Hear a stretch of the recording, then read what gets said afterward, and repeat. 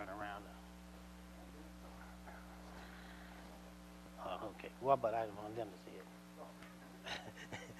Good afternoon, everyone, and welcome to the City of Chicago Department of Procurement Service.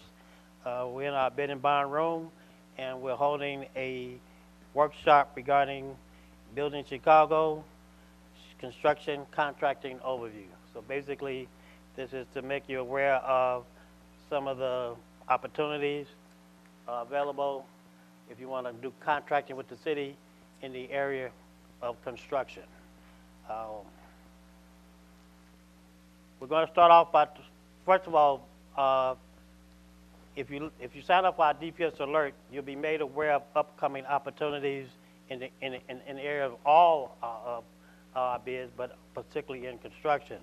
So if you sign up for this, what happens is that we send you the bid opening opportunity list, and also you can look at our buying plan that's on our website to see future opportunities as well. But today I want to focus on not just what we do in terms of construction annually, but some of the particular programs that we have to augment the construction program of the city. The first one we have, let me just kind of see if I can, there you go, is a program called the Small Business Initiative. We also have what we call the Mid-Sized Business Initiative for construction. And then there's also bid incentive for utilization of equal opportunities in the area of construction, as well as Apprentice Utilization Bid Preference. Now, the very first program, the Small Business Initiative,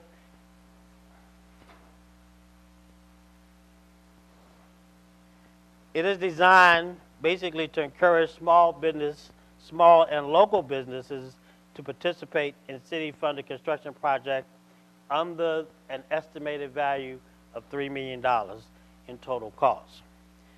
The key point to this program is that it's similar to the requirements for certification, that it covers small and local businesses, and what is defined by that, that's businesses within the 6-county region area, and these businesses would be exclusive bidders on these contracts that's going out for bids. Also, there's two types of SBIs. There's SBI 1 and SBI 2. The distinction between the two SBI programs is that SBI 1 is for projects that's less than $3 million. SBI 2 is for projects less than $2 million. Now, how do you know if you're eligible to bid on these projects? Well, there's no certification for this. You self-certify that you believe your business meets the criteria to be either an SBI 1 or SBI 2 business enterprise. What is it based on? It's based on the SBA size standard. So for SBI 1, you must be able to meet the SBA size standard.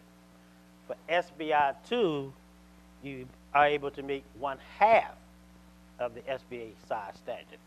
So basically you look at your situation and you determine, do I fall in the category of being eligible to bid on SBI 1 and 2? And if you do, then we encourage you to bid on those requirements.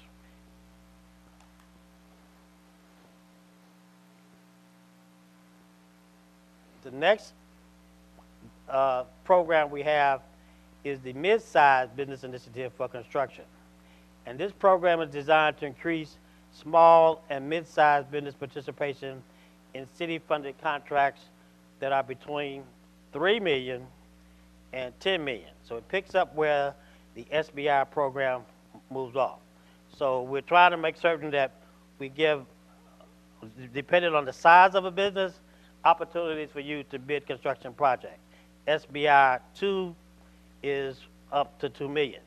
SBI 1 is up to $3 million. And then we go into mid-sized business, which is from $3 to $10 million.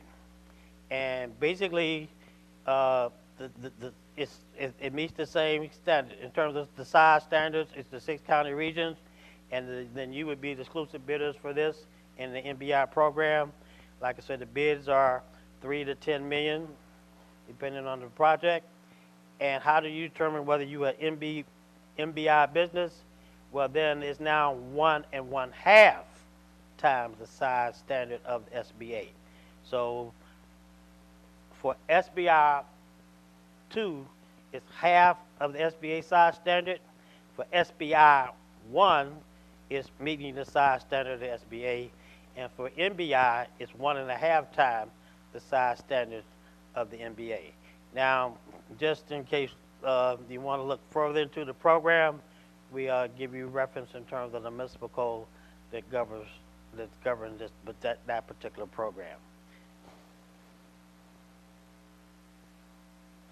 Now, in all our construction projects, city-funded construction projects, we have bid incentives as relates to equal employment opportunity.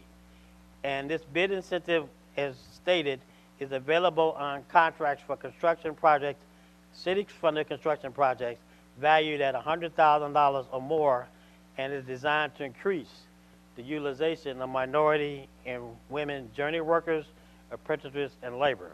So basically, if you look at our bid incentive book that we've handed out and it's available to you, you'll notice that when we do our construction contract, it's part of that construction contract based on the McLaughlin ordinance. There's an award criteria figure that you as a bidder decides how do you want to utilize it as relates to the project.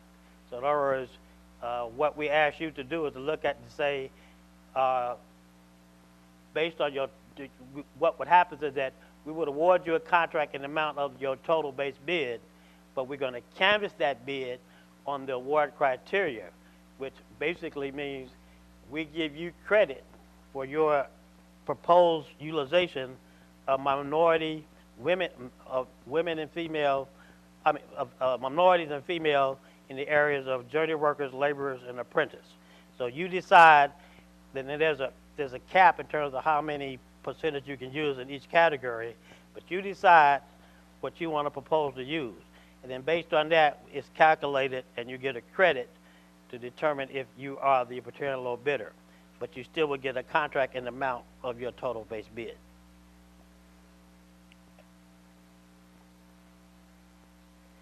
All right, and like to say, in the key points down there is any bidder proposing to uses minority and women or journey workers, apprentice, or labor contract may apply for this percentage.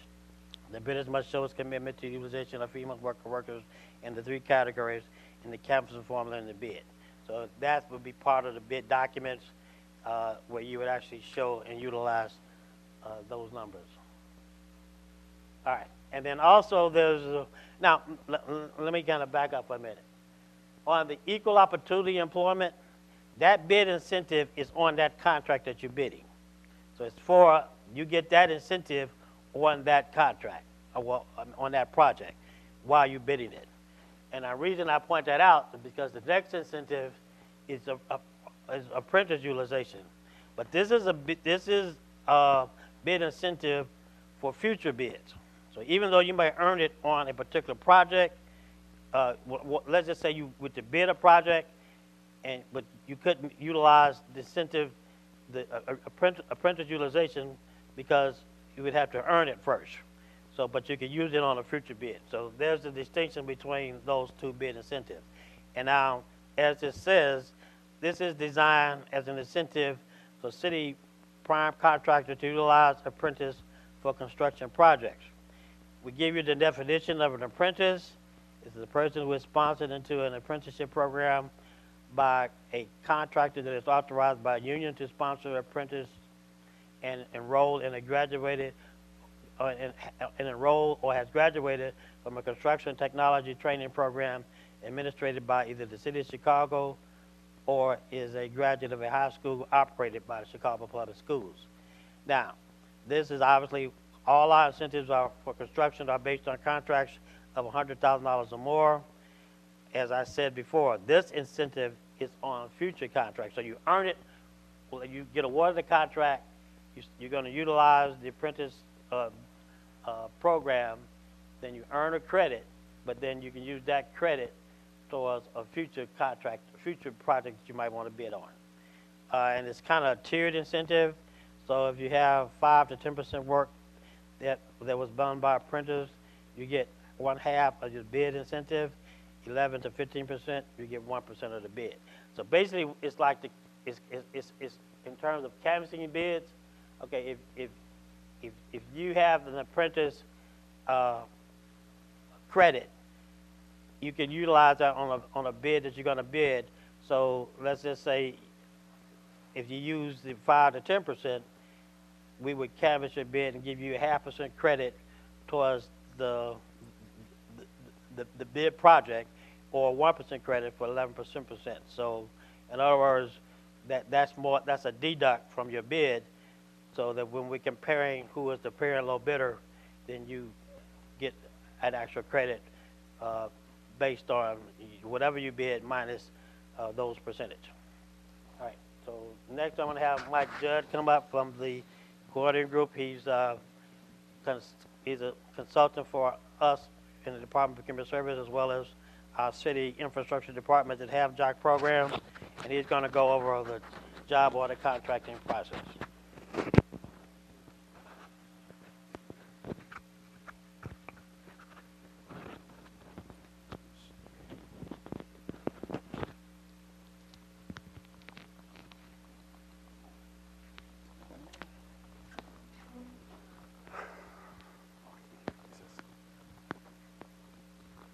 All right, everyone. As Byron alluded to, my name is Mike Judd. I'm an account manager and consultant for the coordinating group. We are consultants to the city of Chicago, as he mentioned. So I am here to talk about what job order contracting is and how you can bid on job order contracting contracts in the city as a contractor for the city. So first, the agenda for today. We're to kind of have an overview of what job order contracting is, as well as how to bid on a JOC contract as a prime and what's involved in that in terms of documents and specifications that you need to do, and being a good job order contracting bidder. How to procure individual projects once you get awarded a JOC contract, and we're going to have an open discussion if you guys have any other questions or concerns. So a little history of JOC and where we came from. Job order contracting is part of a family of indefinite quantity contracts as far as JOC, WOC, DOC, and you can see all those there. The federal government began using this program in the mid-1980s as a different delivery method, as a quicker delivery method for small and medium-sized construction work. We were established in the city of Chicago in 1990, and we're obviously still around, thankfully. Today we have over 2,000 JOCs in the nation, with over 1.8 billion worth of construction annually. And you can see those couple of awards there. We have the National Institute of Governmental Purchasing Award back in 2005. And Cook County recognized us as the NACO Award for their use of the job order contracting. So just a quick overview of what job order contracting is. As I mentioned earlier, it's another delivery method for the city to procure work. It's not meant to replace any procurement method. As you can see, just as in-house trades, traditional bids, term agreements, and then you see us. We're not meant to replace those. We're meant to become a faster procurement method for smaller and medium-range businesses.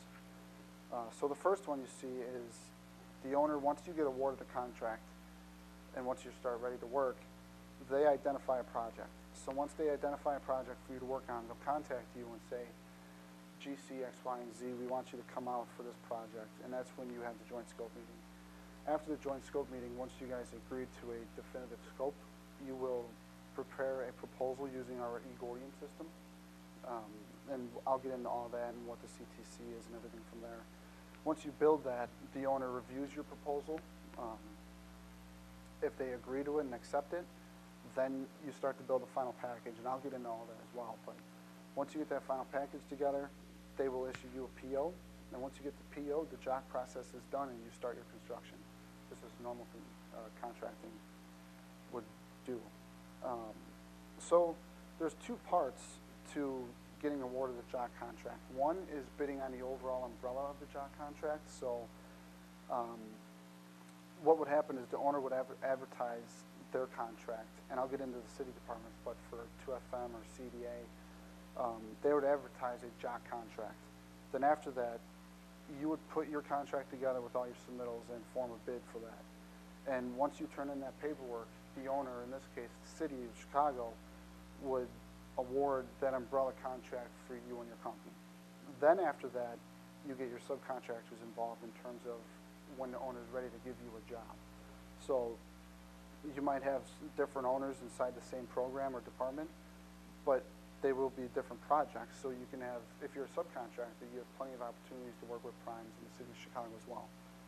So I'll be getting into that as well. And that's the slide that should have been on. My apologies. So these are all the city of Chicago departments that currently have a JOC program. You can see 2FM Aviation, Water, Planning and Development, 2FM Environment, Emergency Management and Communications, and Department of Transportation. All of these have great amounts of work, so if you get awarded a bid, you would definitely be awarded for sure. So an overview of how far stretched we are is in terms of Gordian. These Chicagoland agencies such as CHA, CPS, CTA, the city won't advertise any of those because those aren't department bids. This is just for your understanding of what other potential clients you can bid on. All the discussions that we're going to have today focuses on just the city departments and how to find advertisements for those. But if you want to take a look at an opportunity to bid on any of those, visit their websites, sign up for their alerts, and you will definitely receive those and be able to bid on those. So, what is a job order contract? It's a firm fixed price, competitively bid, indefinite quantity delivery method designed to produce a large number of multi-traded repair and rehab projects. So pretty much that means you're under this umbrella and you get to perform smaller to medium range projects as a faster procurement method to get work out a lot faster and a lot more quickly. The firm fixed price, we use our construction task catalog, in other words known as CTC, of predetermined pre-priced work tasks. You cannot go out of that when you build your proposal. You have to use our CTC, and that's on our eGordian website. The umbrella contract is competitively bid, so all the bidders submit your set of adjustment factors, and I'll get into that a little later as well. But those adjustment factors can be based off of that construction task catalog. And finally, it's an indefinite quantity. So once you get awarded this umbrella, it's not just one job. You can have 15 jobs under this contract that maximize out at a certain value.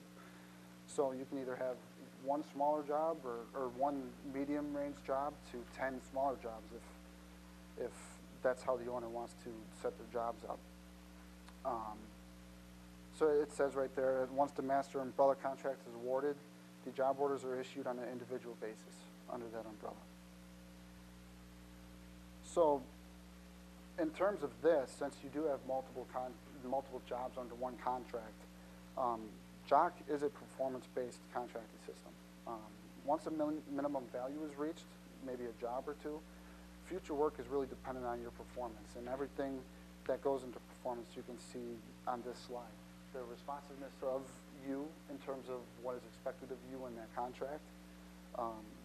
The development phase just says your scope preparations and how timely you are in terms of emails, price proposals, etc. Once JOC is done and you start the construction, you still can get awarded new jobs.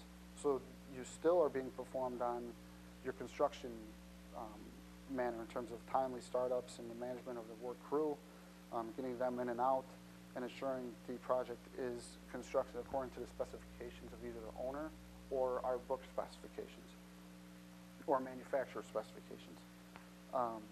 Also, it entails the success of developing a partnership and a relationship with the client, and also having an accurate and justifiable adjustment factor along with quality staff on your team. So JOC contracts include in terms of your performance, the quality of the price proposals. The owner shouldn't have to go back to you 3 and 4 times to adjust your proposal based on the scope of work. They shouldn't have to bombard you based on your timeliness. You should be able to submit that at a timely manner. Your construction, all of your takeoffs and everything that you need to make sure you're ready to roll. Your quality of construction, the achievement of the M&WBE goals in the program, and your self-performance goals, meeting and exceeding all of those in order to get more opportunities under that umbrella contract.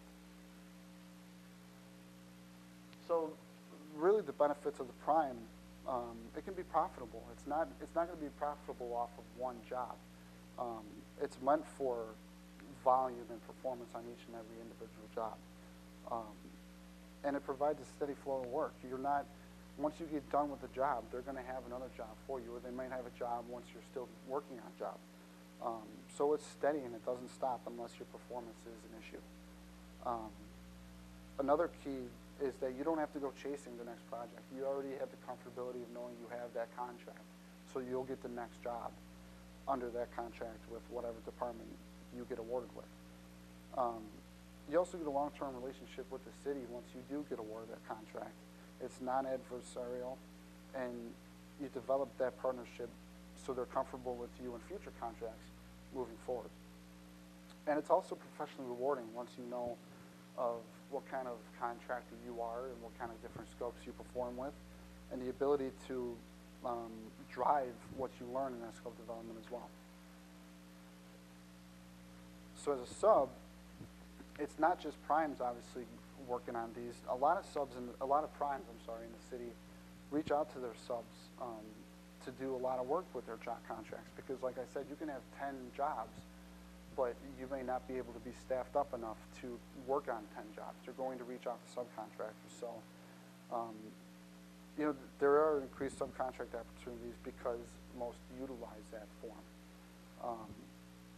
And as I mentioned already, multiple projects on multiple sites simultaneously. So to find out about job contracts, I would highly suggest to sign up for the DPS alerts. That's what Millie and Byron were holding up for you guys and what some of you have on your desks. Sign up for those alerts because you'll get emails saying when you can bid on the next opportunity for the Chicago departments. And for other agencies, look on their websites and sign up for their alerts as well. Here, check the DPS website and go to that link, which you should also have in your documentation. And under the bid proposal information, just click that link and you'll be able to see the current bids, not only in JOC, but everywhere that you can bid on in Chicago. And also, this is kind of an old-fashioned one, but you can also check your newspaper. Check the Sun-Times. They'll have bid openings on their newspapers as well.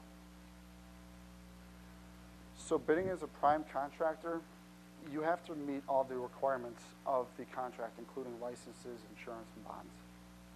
You have to complete all the required paperwork in that contract. If you have anything empty, the city won't accept that bid. You have to have everything filled out in an accurate manner. You should be able to have a high-quality management team. One person probably won't be able to be successful in this program, so you have to be able to be fully staffed and ready to roll. A prime must be able to manage multiple projects at the same time, and that kind of goes into being fully staffed. And one of the most important parts is that previous job experience isn't a requirement. As long as you have the proper paperwork and it's accurate, you can be awarded. And everything involving our software and how to build a proposal and all the JOC-related activities, I will more likely be the one to train all of you. So previous JOC experience is not a requirement, and that shouldn't hold you back. So it's kind of small to see there, but in the JOC contract documents, you get a checklist. So not only previous experience isn't an issue, you also get a checklist of what you need in that documentation. I unfortunately can't read that on either page, but you can go through and make sure you have all the proper documents needed to bid successfully as a prime contractor in the city of Chicago. And this will also be on YouTube, so you can pause the page and zoom in if you have to. So all of the contract documents that are included when you do bid on the Chicago department contract, There's 5 books. Book 1 is the instructions and all of the execution documents.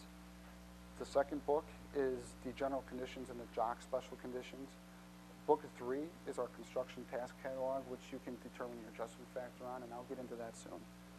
And then book 4 and 5 are specifications on either the technical specs or what the client has in terms of specifications as well.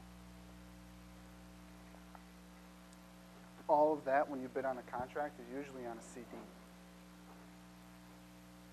So getting into the construction task catalog, it says right there, CD-ROM. So you'll get a CD once you go to a bid that has all the pre-priced construction tasks for that department. Now, different departments are going to have different line items. So water contract is going to be, or Department of Water contract is going to be different than food and facilities management. There's no of the same line items in either contract. So you have to be careful when you choose and determine your adjustment factor. You have to utilize that construction task catalog to your advantage. It's organized by our CSI master format. It includes local labor and union rates, equipment and material.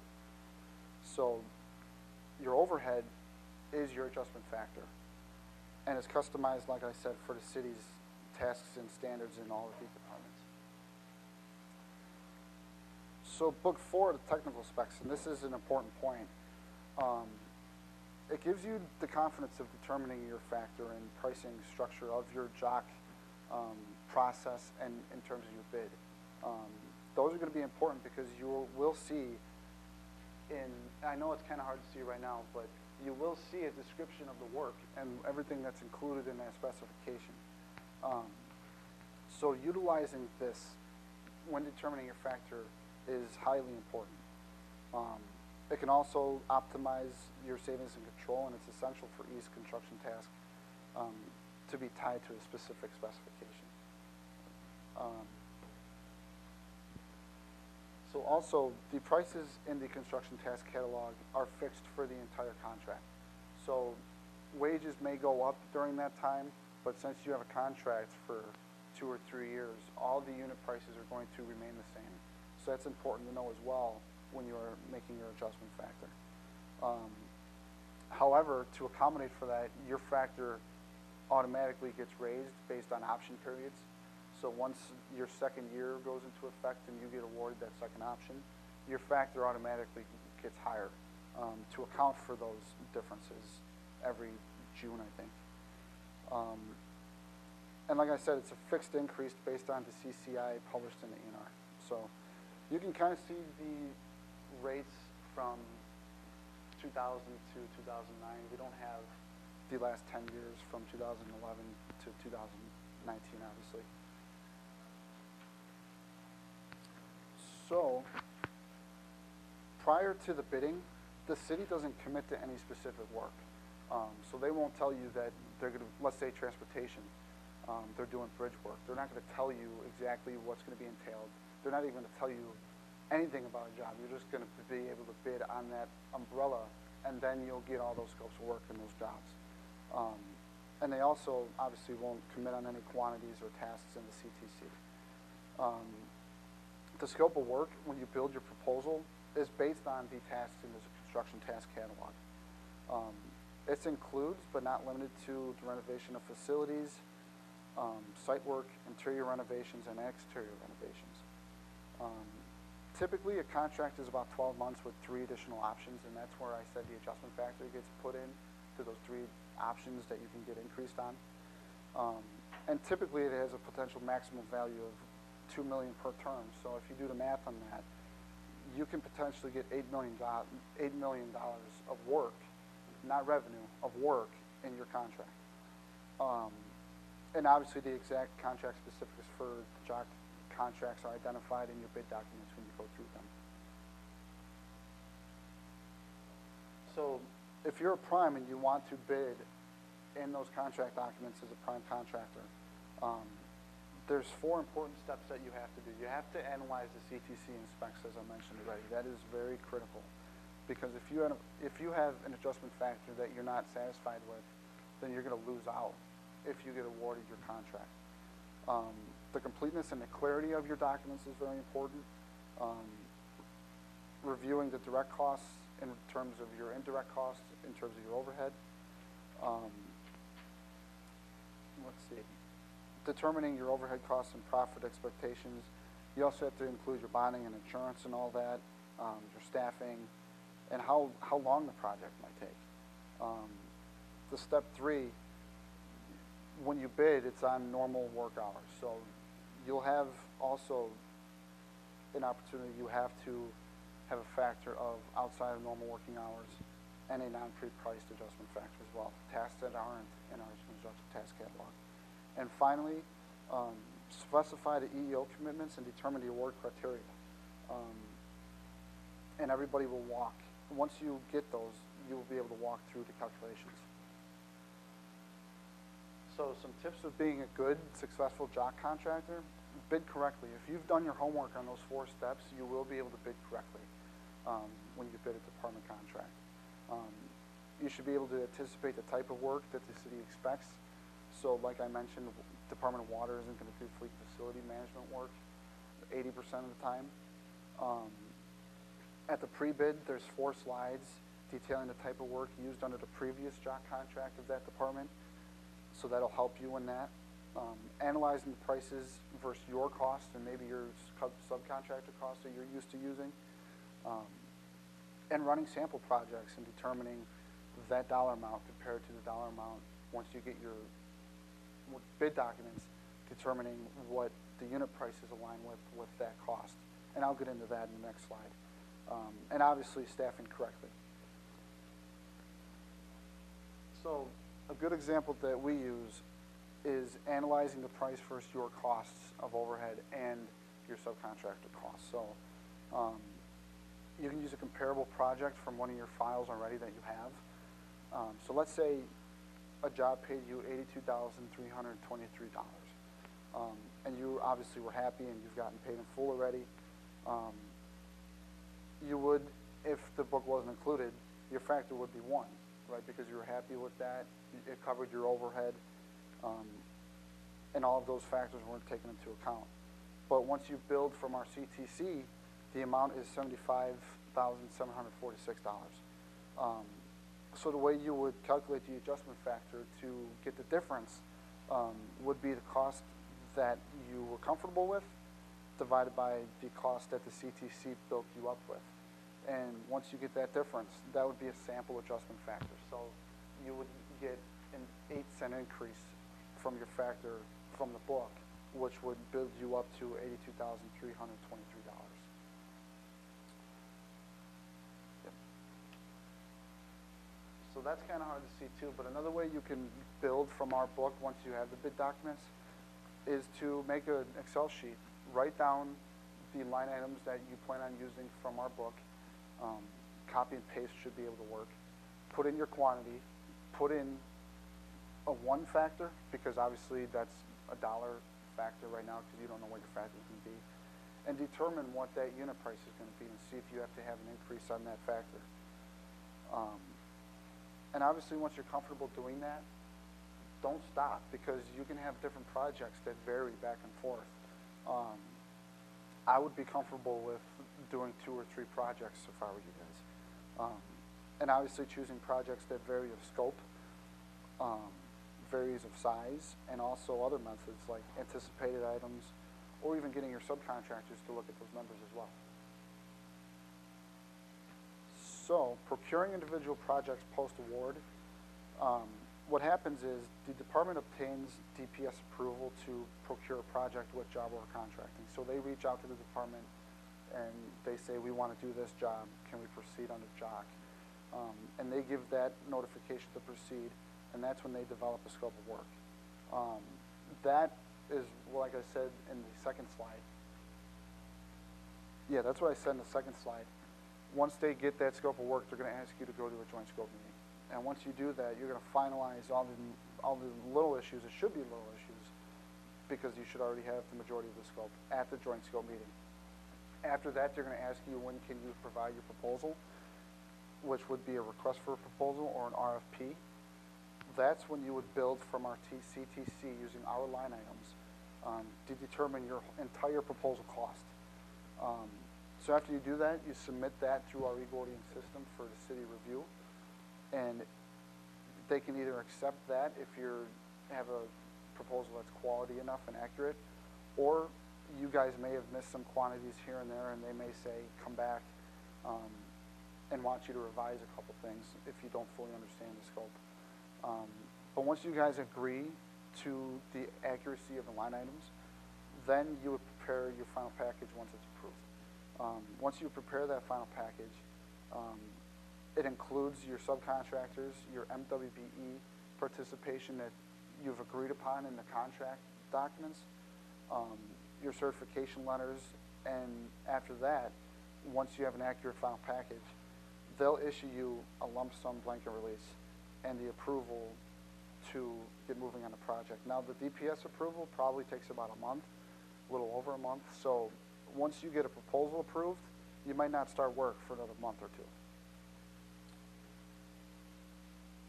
So for primes and subs, for subs getting involved in the JOC program, you can identify those who have a good scope of work that relates to your work. You're obviously a sub because you might be a trade or are comfortable with doing either MVPs or anything like that. So you can go out and reach out to prime contractors and say, hey, I'll be good for electric work. Let me bid on an opportunity to be able to work for you. And like I said, prime contractors have, at some points, 15, 20 different jobs under one contract. So they'll be looking for subcontractor participation, and they have to exceed their MNWBE status as well, so they need that help. And obviously, once you get on a job and start working for them, you establish a good relationship with them, which means you will have more opportunities to bid on their job projects as well. So like I said, it would be contacting the primes and trying to get work underneath them. Now, there's a variety of methods that you can do that with. You can provide a lump sum quote. They may ask for you to reply or give a lump sum quote with your material breakdowns. And also they may ask for a breakdown with the CSI numbers from the CTC if they really want you to work. If you really want to work for them, they may ask you that. However, even though they may ask for CSI numbers from the CTC, as subcontractors, you're not bound to those numbers. If you don't agree with their pricing, you don't have to bid on that job for them. You can always move on. So it's important as a subcontractor to know you're not bound to the CTC.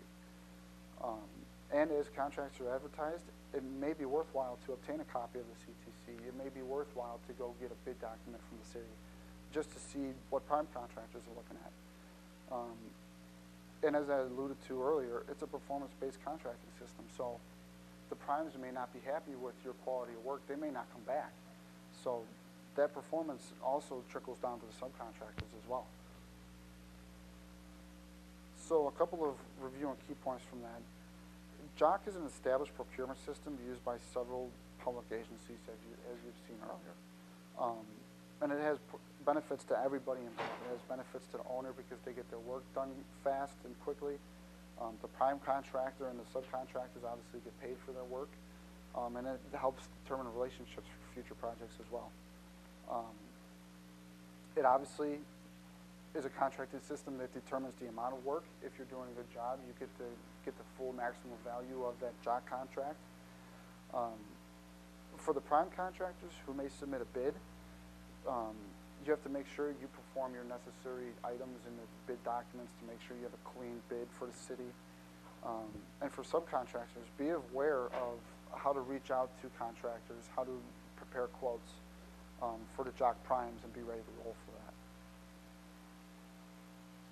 So just some contact information. Byron's is well, he's had a title change, I think, but that's his contact information, and that is actually my boss in the job order contracting process, Michael Batchman. He's a senior account manager. I'm the account manager, and I have my business cards there in case you guys have more JOC questions related to that, if you don't have any right now. So, oops. Are there any? Oh, we don't? Okay.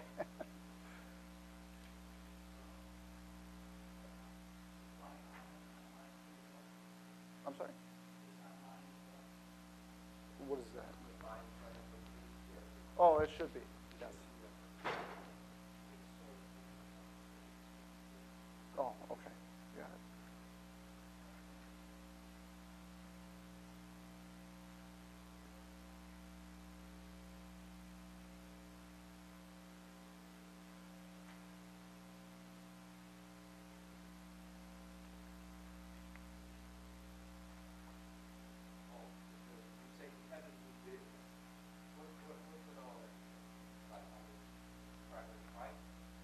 So a question was raised about how competitively bid contracts works. Competitively bid is mainly your adjustment factor. That's how you get awarded the job contracts. So determining your unit prices from our CTC in that specific bid document, determining your factor. Yep.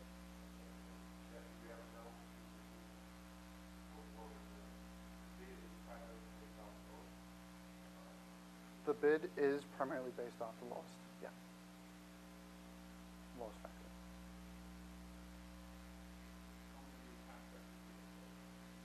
So how many contractors do they take? It depends on the department. So one department may have one prime and one secondary based on two factors. One may have two primes and two secondaries. So it really depends on that bid document for that department.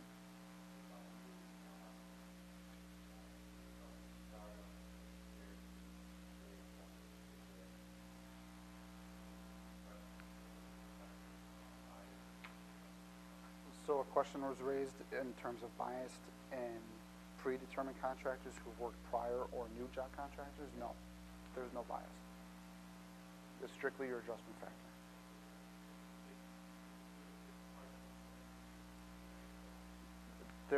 A question was raised about the M and WBE requirements. That will be in the contract. So determining the percentages, yep. Yeah. It could, absolutely. Typically, about on average, I've seen about 24% MBE and I think like 8% WBE, but those may have changed.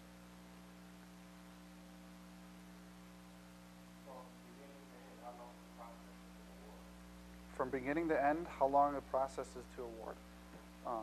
You mean awarding the umbrella contract or job orders? The umbrella. They will have a set list of dates of when the bid advertisement is, and the ending of and the bid opening dates and all that. Typically, recently I've seen about a month for all that total.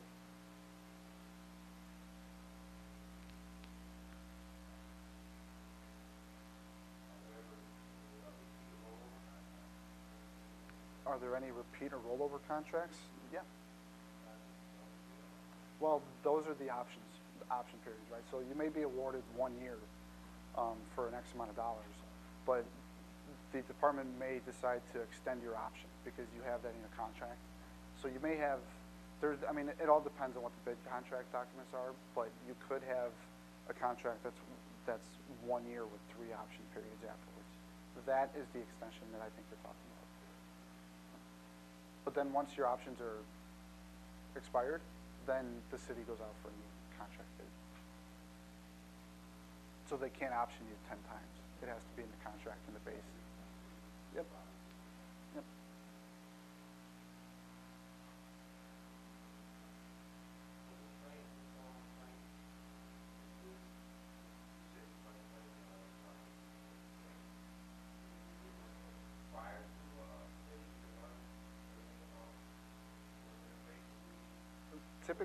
Well, a question was raised about the JOC process and how you use the e-Gordian system and everything involved.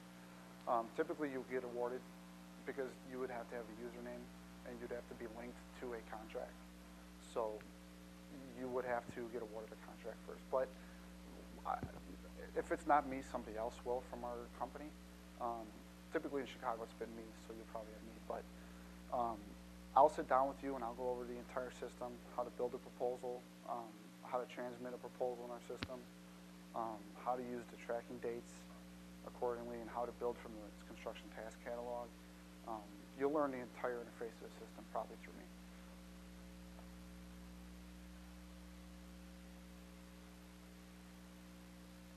Any other questions? No? All right. Well, everybody, I appreciate you coming out. It's the biggest turnout I've had, so I'm very happy.